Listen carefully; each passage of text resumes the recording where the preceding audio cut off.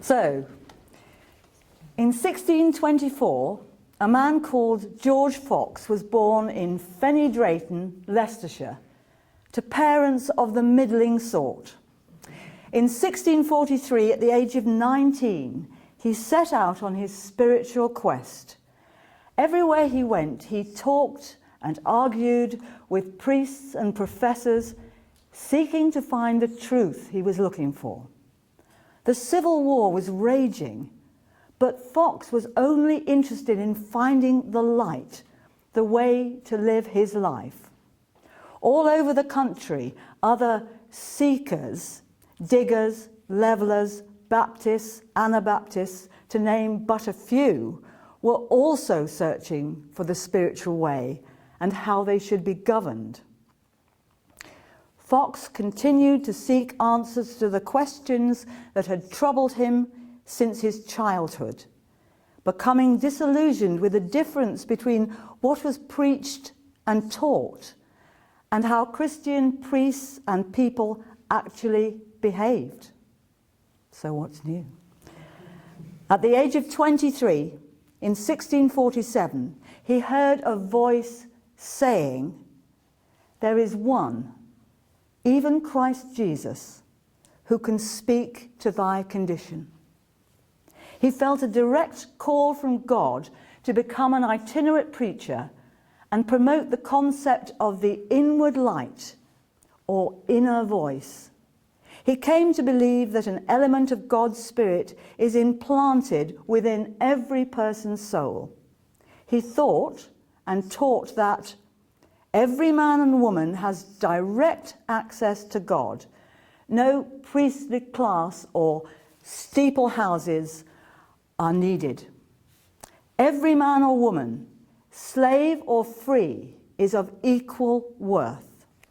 There is no need for empty forms such as elaborate ceremonies, rituals, gowns, creeds, dogmas, and that following the inward light would lead to spiritual development. Many seekers began to gather round him, with the first meetings of friends taken from John 15, verse 15. Jesus said, "You are my friends if you do what I command you." Many of the early followers of Fox were of humble origins: yeomen, husbandmen, tradespeople, servants. Quakerism took root in the harsh conditions of the working classes of the North, but the valiant 60 that set out as missionaries to spread themselves in the service of the gospel began to draw in more educated and richer people. Fox was much persecuted and imprisoned 8 times. In Derby, at the hands of Justice Bennett. There's a shop in Derby still called Bennett's, I wonder. He was imprisoned for a year. It is said that he told the magistrate to tremble, quake, at the name of God, and the name of Quakers stuck. It's also said that, filled with the Spirit, people trembled when they spoke, and that is how they got their name. Many others besides Quakers were also persecuted, such as the Puritan Milton. But in spite of this, when Fox died in 1691, his movement had 50,000 followers. Quakerism spread to and in America, but in the 19th century got into an awful pickle of splintering and isms. Quakers there were in the vanguard of abolition of slavery. Many Quakers left the South because they were persecuted by slave owners and they did not wish to own slaves. Quakers were involved with the Underground Railroad that helped escaping slaves to reach the North. Here, Quakers started the campaign against the slave trade, and some say invented modern campaigning, using petitions and boycotts, shaming people not to put sugar in their tea because it had been produced in slave plantations. The engraving of the Brooks slave ship, showing the appalling conditions of transportation across the Atlantic, 482 shackled slaves, was a PR coup.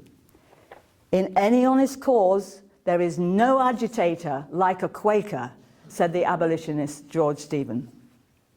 From their early beginnings, Quakers started to organise. When faced with harsh persecution, they formed groups to support those who suffered. Thus, Meeting for Sufferings was instituted, giving both financial and loving support to those who sorely needed it. Here's some quotes of the document from the Chesterfield area. In 1689, the Act of Toleration was enacted, and at last, Quakers were allowed their own places of worship. For example, the first purpose-built meeting house in Chesterfield was erected in 1697. Quakers were not allowed to enter the professions, go to university, or stand for Parliament. Hence all those clever entrepreneurial bankers, businessmen, inventors, scientists, and chocolate makers. But in 1753, they were given the right to conduct marriages in England and Wales. In place of dogmas, they developed testimonies, which Jenny will talk about, and lived out their concerns through the founding of schools, work in prisons, setting up good business practices, missionary service abroad, and peace work, including in the 2 world wars. This is all looking back, but I was asked to provide a potted history, although perhaps we Quakers do a tad too much looking back. So it's good to remind ourselves that we are very much concerned at present with truth, justice, and the integrity of creation. And to this end, we are currently committed to sustainability and to equality through our concern to press for gay marriage. As has been said, the foundations of Quakerism are firmly Christian, and this continues to the present.